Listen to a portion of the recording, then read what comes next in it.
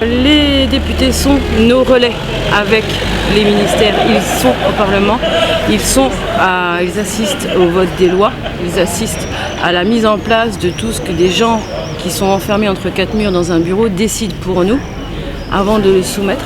Et eux, ils sont nos porte-parole. Ils emmènent nos dossiers, nos difficultés, ils les remontent à la capitale, au sein du gouvernement, des ministères, de manière à ce que les lois ne soient pas faites en incohérence avec le terrain, le territoire. On souhaite marquer le coup aujourd'hui en démarrant et en poussant nos propositions pour leur en faire part et qu'ils puissent les défendre derrière. Et je pense que derrière, s'ils prennent conscience des enjeux qu'on a à relever demain et qu'ils prennent connaissance des propositions qu'on a à faire, on peut arriver à redonner un peu d'espoir à l'agriculture manchoise et un peu de compétitivité.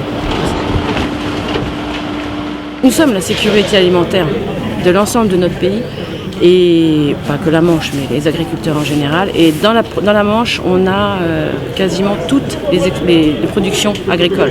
Légumes, lait, viande, on représente un certain pourcentage et ça a de la valeur. Ça a de la valeur, on a du mérite au regard de tout ce qu'on subit.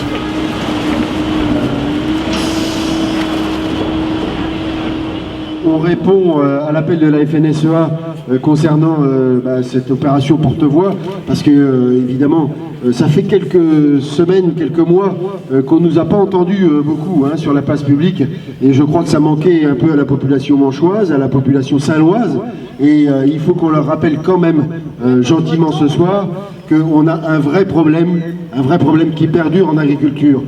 Les chiffres sont tombés et ils m'ont été communiqués par la présidente de la MSA qui devrait passer en soirée manger le casse-croûte avec nous.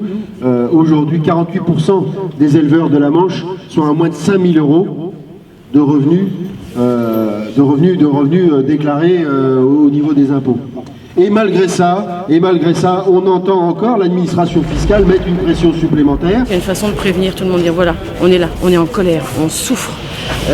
Vous n'avez pas voulu nous écouter, c'est un coup de semonce pour prévenir. On est là aujourd'hui, attention, vous allez vous engager, vous voulez vous faire élire, vous voulez arriver à la députation et devenir nos relais, sachez à quoi vous attendre. On a besoin de vous.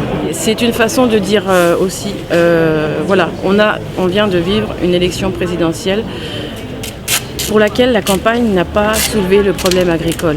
On n'en a pas entendu parler. Ça fait 2 ans que la crise agricole dure. On n'a pas été au cœur du sujet. Alors, il n'y a pas que nous, mais on représente quand même 7% du PIB, je crois, en France. Ça nécessite un minimum de respect. On demande un minimum de respect.